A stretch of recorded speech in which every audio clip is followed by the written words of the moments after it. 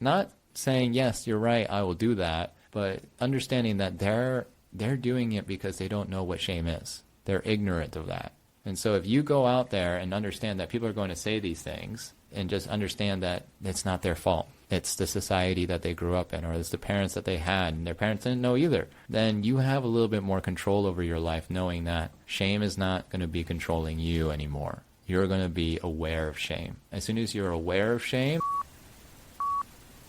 Welcome to Taiwanica. This is Season 2, Episode 2, talking about shame. In today's episode, we will be including the most common shaming situation in Taiwan and the USA, and how are we going to have more awareness about this situation and prevent it from happening.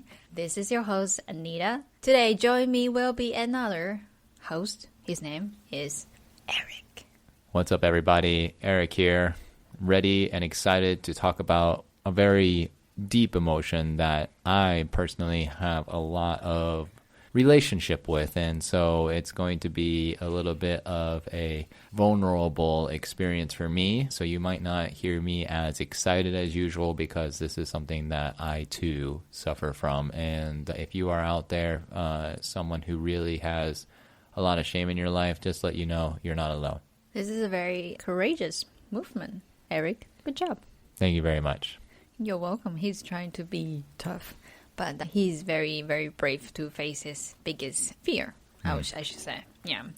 So, where should we start? Well, shame, from my personal experience, is a lot of different layers, and it can be involved in a lot of different things in your life regarding anything that you have experienced when you were growing up. For example, if you had parents that were separated, or you didn't do well in school, or you either being a boy or a girl, there's a lot of different things that shame can be connected to. And so what I would like to do is to just kind of like identify what shame actually is first, just so in case someone who's listening to this doesn't quite understand what shame is, and maybe you're confused about, what isn't shame just the same thing as guilt or something along these lines, because shame has had a lot of confusing, complex identities attached to it, mainly because people don't want to talk about it, and when they do talk about it, they try to run away from it as quickly as possible. So if someone says I'm full of shame,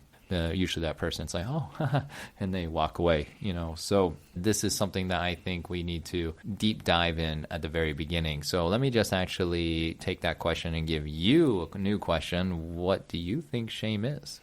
I thought about it for a while because there are a lot of words, just like you say, a lot of emotions, a lot of text has different layers. So I looked into it.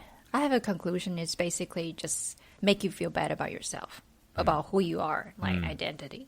A lot of people think about shame as like embarrassing, or make yourself look bad in public, like temporary, like that kind of feeling.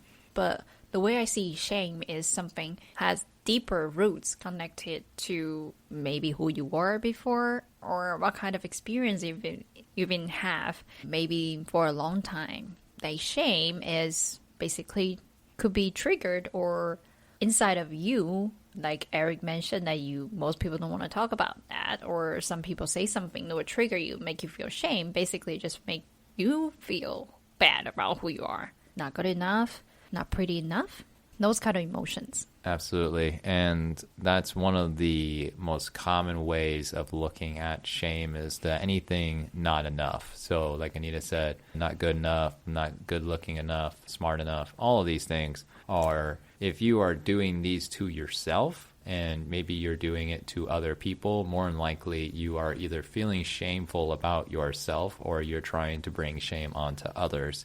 Whether it's conscious or not, this is what it is. It's being shameful.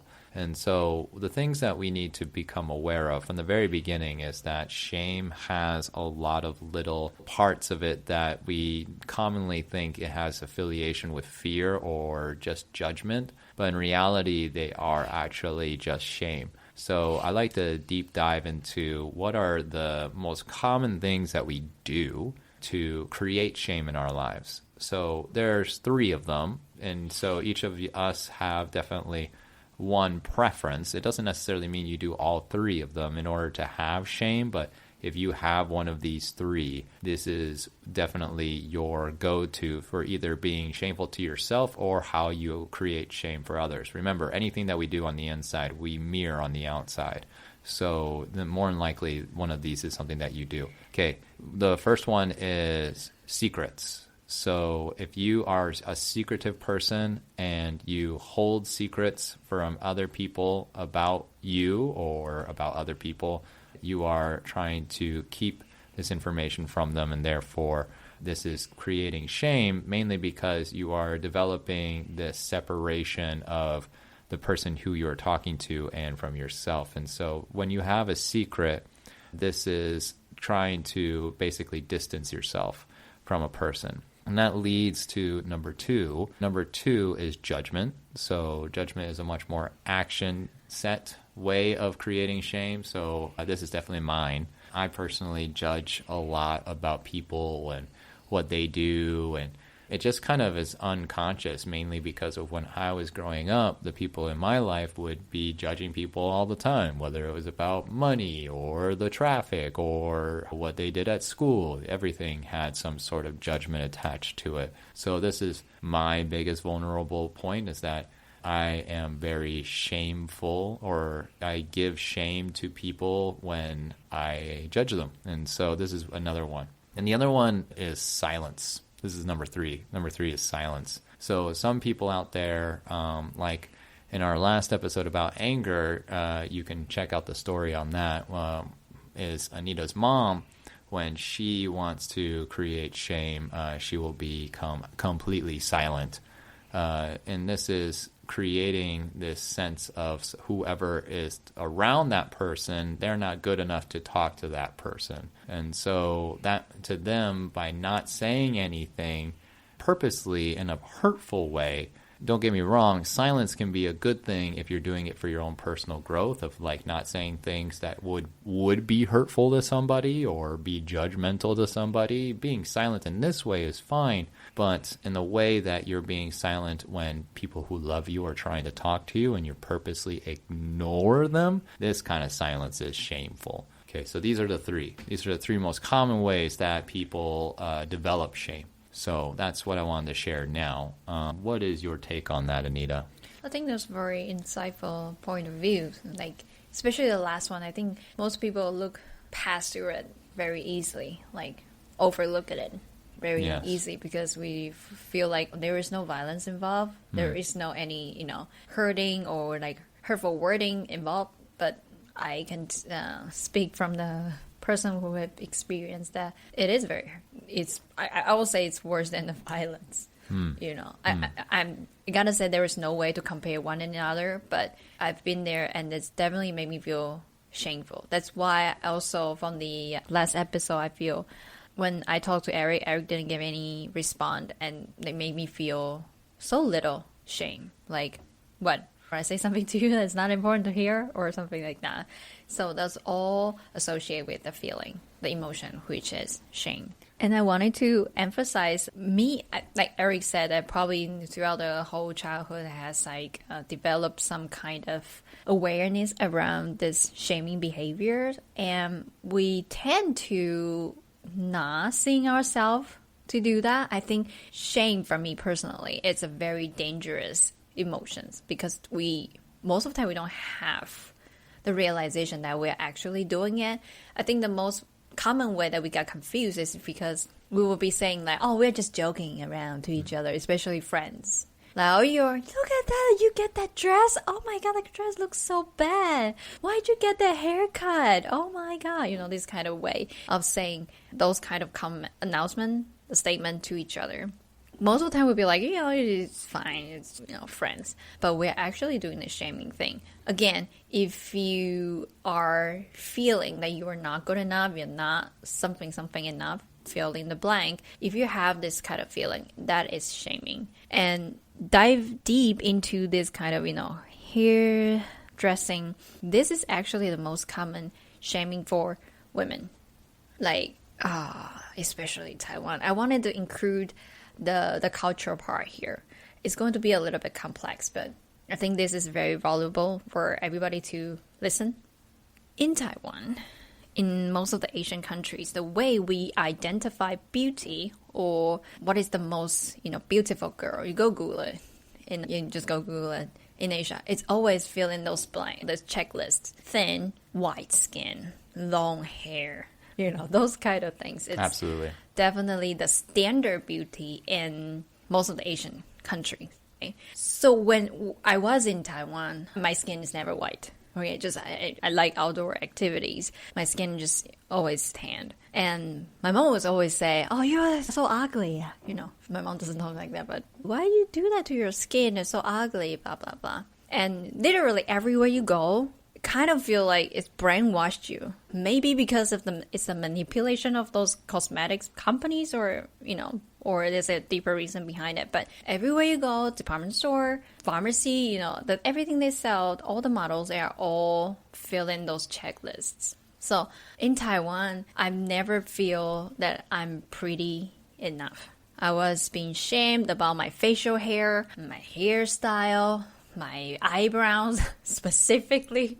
I just never had the so-called perfect shape eyebrow for women. I just never had. But, I've been having this doubt about myself. And coming here to the USA, I've opened my mind because there are a lot of people they are willing to represent who they are by choosing the clothes they are feeling comfortable of wearing it. This country has more open standard for women. So women here are usually happier. Again, it's not comparing which one is better, which one is worse. It's just this cultural mindset is actually a shaming thing for most of the women. I don't know for men, maybe men in Taiwan, they will have different kind of challenge, right? But this thing, it's national-wise.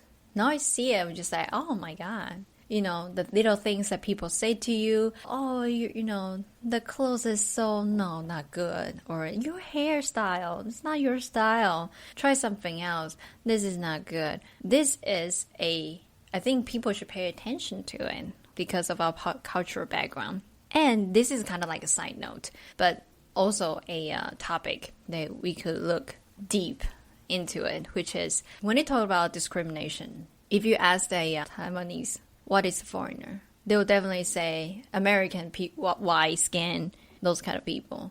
Not everybody, but there's a really high percentage of people who are having discrimination towards those people who are from Southeast Asian countries who are in Taiwan. Again, because of the beauty standard, they are dark skinned.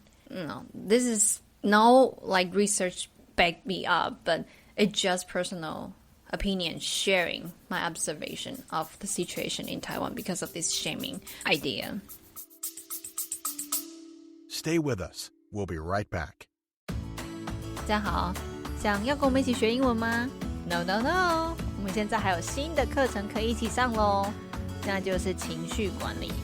Amazing Talker 呢非常棒，开设了一个新的专区，也就是情绪管理专区。那我们呢非常厉害哦。Eric and I， 我们两个是情绪管理的专家，所以呢，如果想要跟我们一起上这样的课程的话呢，可以到我们两个的首页去看更多的细节。以下连结开放点选，希望可以赶快跟你们一起上课哦，拜拜。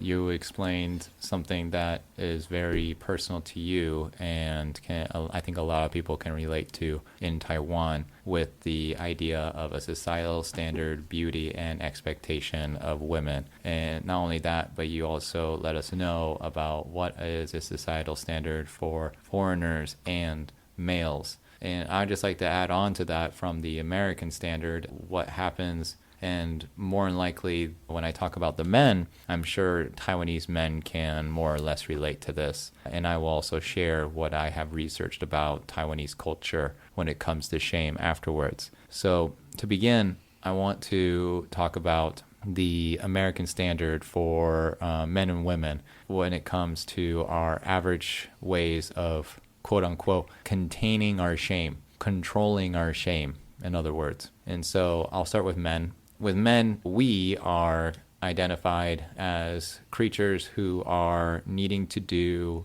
things for our family. So making sure that we are keeping up with societal standards and always achieving greatness. The next is to be emotionally controlled. So make sure that we don't express our emotions. A very famous quote in the United States for men is that boys don't cry. And so this is automatically in our society telling men at the very beginning as they grow up to not be emotional, not be vulnerable. And so this is already cultivating shame from a very young age.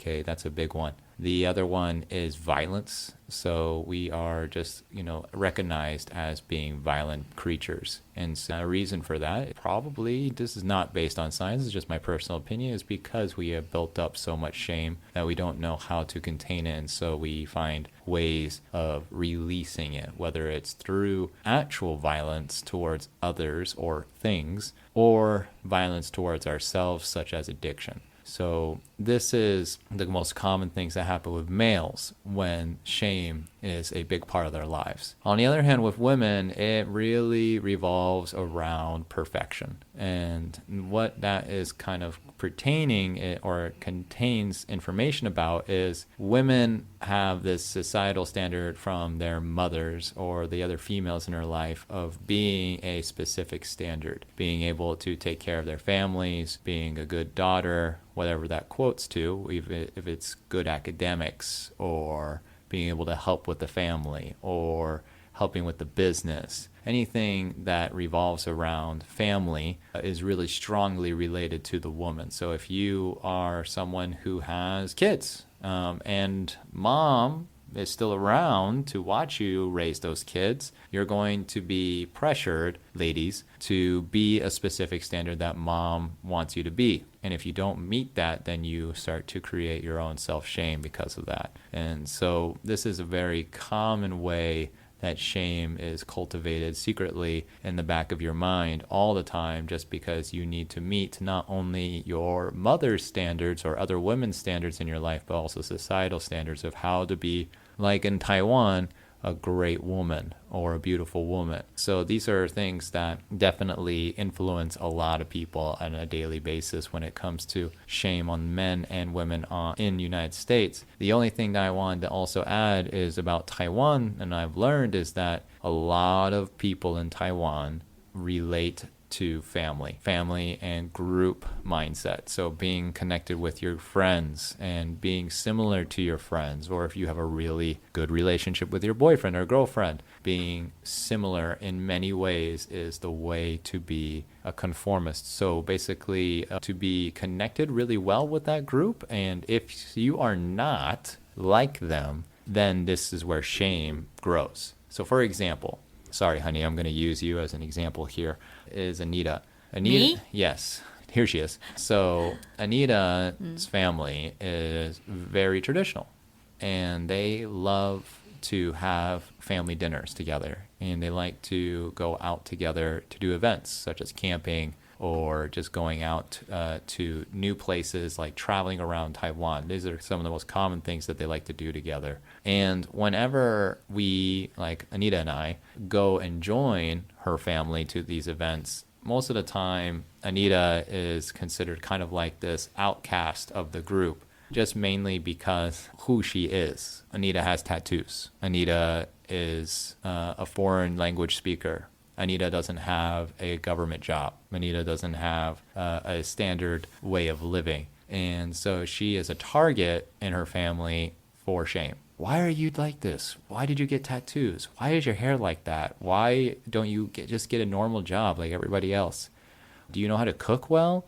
There's all of these things that Anita, whenever they have a conversation with her, it appears to be concern, because in the group, they just want you to be like them. But in reality, this is shame, because this is judgment, okay? So if you're in a family that does this, they're coming at you from a loving perspective, but they also have experienced this shame so much so that they don't even realize that they're actually shaming you in this moment, okay? So just keep in mind that all of that is related to shame. And so what do you do in that kind of situation? Well, the solution for that is being vulnerable and accepting. So accepting what they say, not saying, yes, you're right, I will do that, but understanding that they're doing it because they don't know what shame is. They're ignorant of that.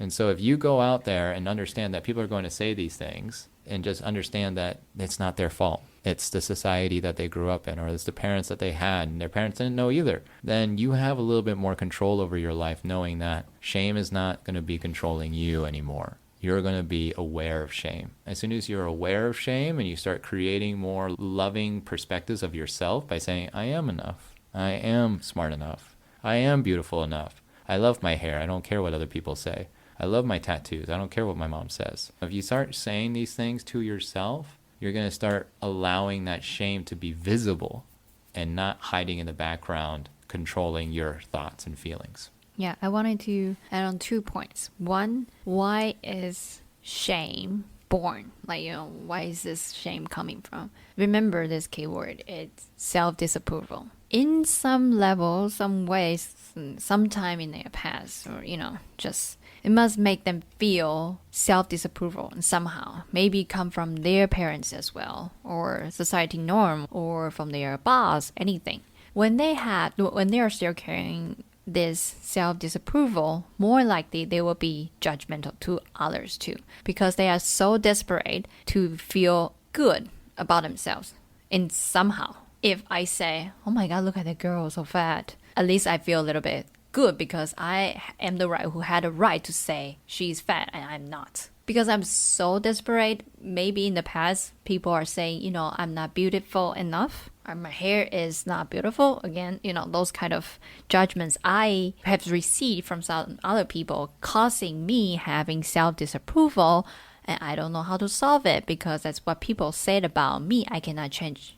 I cannot control what other people say about me, so I do the same thing to other people. So somehow I kind of make up what I feel lack, which is at least a little bit good inside me, or about me. So that's self-disapproval. So either next time when somebody say bad things to you, or you cut yourself saying some judgmental comment about anyone or anything, ask yourself, where do I think I'm not good enough? And look deep into it, because like the idea that Eric just mentioned, vulnerable. Being vulnerable, accepting the part that you think could be better about who you are. Accepting it, yep, my skin is just like this and I love it. All right, I'm not joking. I love my skin be like that. Sometimes when You have great skin. Thank you so much. When I'm in the USA, for example, right now, it's the beginning of the winter. My skin will be so pure white by the end of January, I think. I'll be I don't feel comfortable, like this. I'm still more used to my darker skin, but the point is to accept who you are and be flexible. I think another word that you can think about is I'm flexible. I don't have to be just fit in one box, one thing on the checklist. I don't have to be. I could be long hair. I could be short hair. I could be put on makeup. I can be completely naked. I'm beautiful. In order to achieve this level, being okay, completely accepting of who you are, you have to be vulnerable first. People saying things about you, that's not who you are. Nobody can identify who you are. Only you can tell yourself what beautiful is. Everybody's standard is different. You say I have dark skin and I'm ugly. Maybe that's your idea. It doesn't bother me. Because deep down, I love my dark skin. I really do. So the first thing is, yes, associate with self-disapproval. So look into those lenses when next time you cut yourself saying maybe judgmental things about other people, or some other people giving you the hurtful statement. And that's that. So one of the things that I have been asked a lot with some people who, my clients and my students, is why, if I feel shame and I know that I'm feeling shame right now, I can't seem to get out of it. And I tend to repeat it another day after, or it happens consistently, even when I'm not paying attention to it. for example, that girl is fat is a really great example because, we all have been influenced by society that skinny is good and fat is bad. Okay. And this kind of perspective, we look at someone who is, relatively overweight, someone who has a few extra pounds or kilos on their waist or on their stomach. We automatically affiliate with them as bad, shameful, and these sort of things happen unconsciously because we've done it so many times. And Anita just asked you to look at yourself about your own beliefs. Look at when you are identifying people inside of yourself, even when they're talking about yourself, I'm not enough, I'm not smart enough. So why am I bringing all this up? It's because there is a way to counter this. There's a way to start looking at this with an active point of view by accepting it and saying that you love yourself. And this will slowly create that change if you catch yourself doing it. I want to just also include one more, actually two more. One for the common way in the United States that people have been starting to do, and one in Taiwan that has been pretty popular for a long time, I'm pretty sure. And so I'll start with the one in Taiwan, and that is Qigong. So a lot of people do Qigong to help them be more in control of their bodies. The slow movements of Qigong help them be able to contain themselves in that moment. And when they're doing this activity, they feel at peace, they feel more in control. But the best and most important part is that it helps them realize that the actions that they take after doing Qigong are also within their control. So any thought that passes by or any movement that they do, they are aware of them. That's the most important thing, is awareness. And when they have that awareness, they are able to make that change even easier. So implementing or adding one of these actions into your life will also help you to be more aware. Another one that's more common in the United States, I believe in Taiwan this is also a thing more on a religious side, not necessarily as a hobby that our generation, younger generations do, and that's just meditation. And meditation has a lot of religious influences, but in the United States it's become more of a common activity with people these days just because of the benefit I just mentioned before with Qigong, and that is awareness. Having this kind of awareness after doing meditation and even during meditation helps you to start forgiving and accepting the actions that you have done in the past and will do in the future and are doing right now. And being able to catch yourself. And if you just catch yourself judging someone once in a day, you do it, or you were silent with someone with a day, or you were trying to keep a secret from somebody for a day, and you tell yourself you're not going to do that anymore, and you do the opposite, that's a victory. That's a win. Okay, even if you only do it one time. And the reason for that is because if you do it once, you can do it again. And if you do it again, you'll do it again.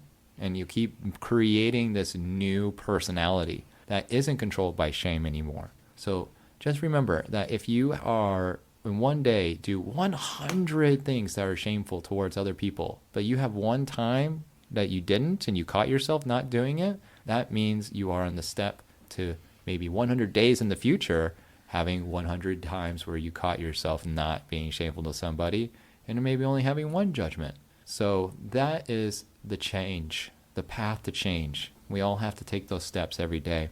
I'm still doing it myself. I still create shame in my life, but I do it less because I'm still taking one step every day to be able to do less of it. I think two things. I think you can remember in this throughout your whole life. Whenever you're talking about different emotions or different kind of situation in your life, those two things remember.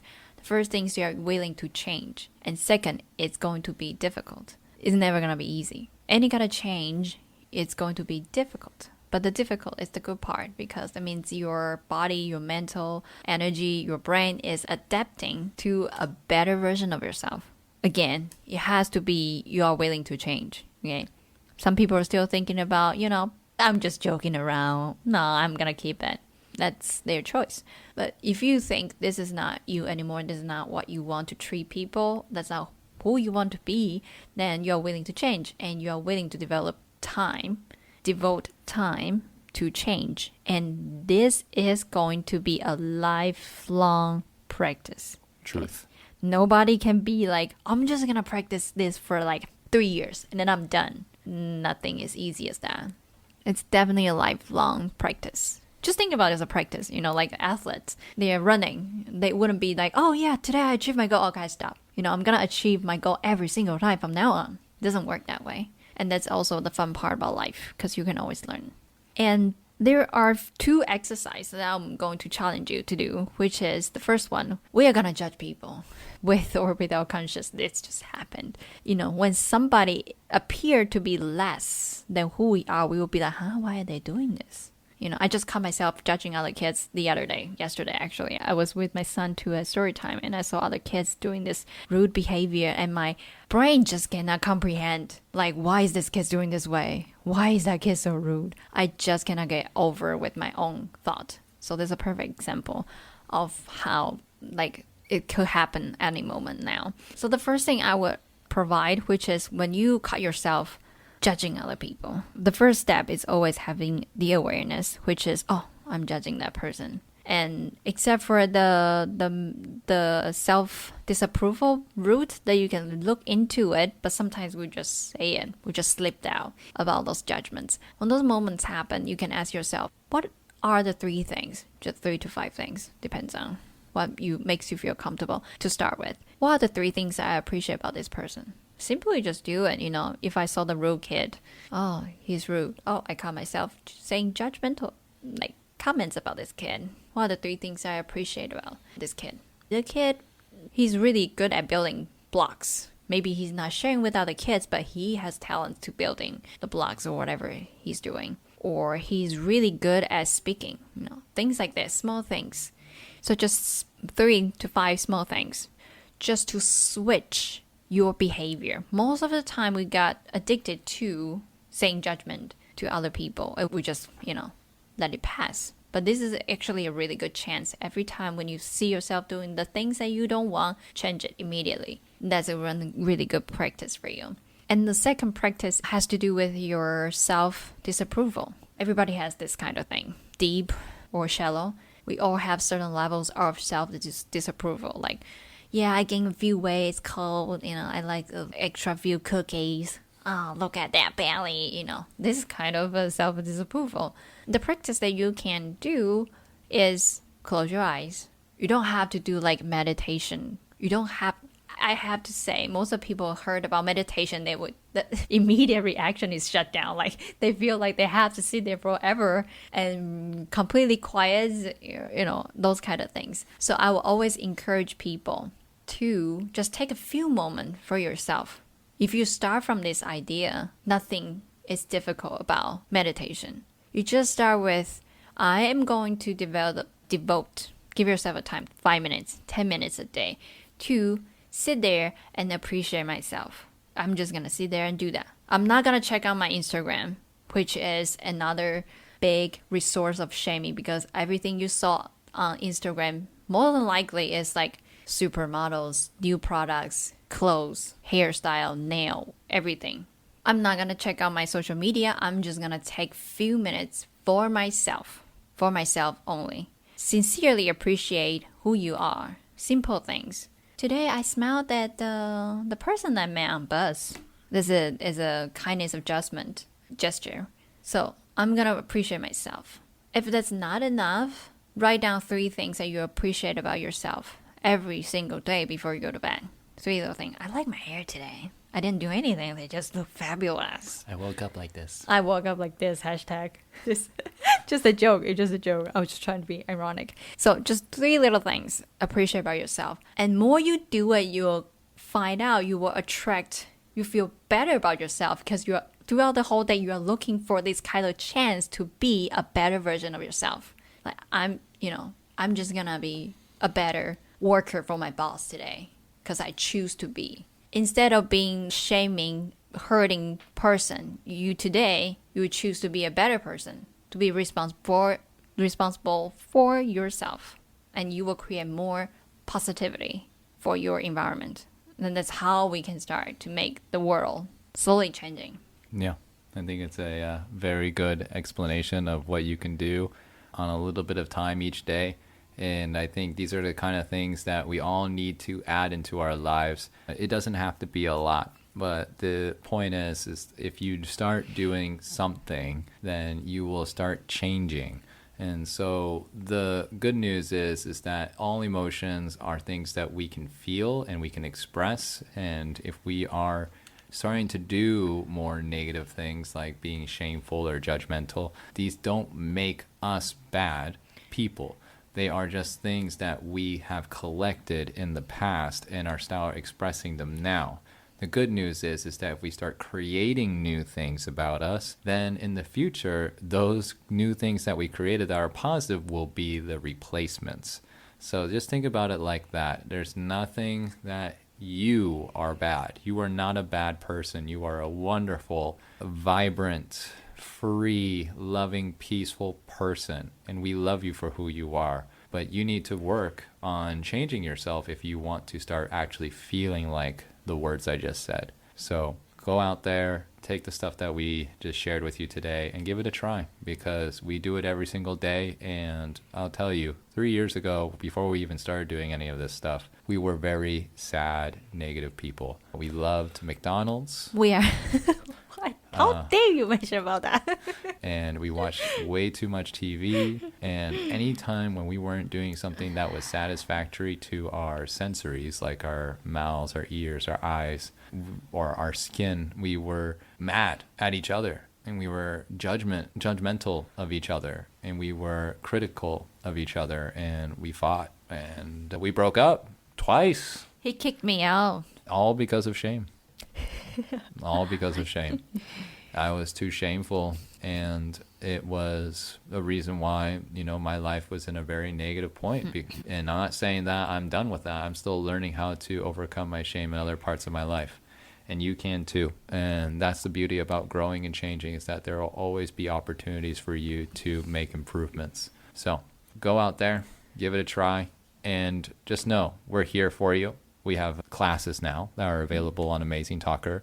You can check that out in the links and down in the description below. Also check out the amazing slides that Anita makes on Instagram. They give you really good details that you can take from these episodes and just write some notes down so you can use them for your own life. And finally, if you do have any questions, you can always send us a message on Instagram too. Yes, real quick for the notes that I did for our Instagram, which is I know that a lot of people don't have time to, digest the whole thing, especially when we are speaking our second language. I totally get it. And those information that we share on our episodes are very valuable. That's why we want everybody to know. That's why I did this kind of change, which is I will give you, the listeners, the highlights of 3 highlights, at least 3 highlights for the episode, Chinese and English, and one, you just keep scrolling, you'll see the Chinese and English version. So yeah, hope that will help you understand more about the knowledge that we would like to share. So finally, I will also share Eric's and my profile of teaching mental healing on the Amazing Talker. So feel free to check out our Instagram, or if you are interested, feel free to send me a message on Instagram. All right. Well, thank you so much for listening to us today. Anita, thank you so much for your insight and invaluable wisdom. Thank you so much. So do you. Right back at ya. Oh, well, thank you. Until next time, everybody, you take care. Bye. Thanks so much for tuning in to Taiwanica. If you're enjoying the show, please feel free to rate, subscribe, and leave a review wherever you listen to your podcasts. That helps others find the show, and we greatly appreciate it. Thanks again for listening, and we'll catch you in the next episode.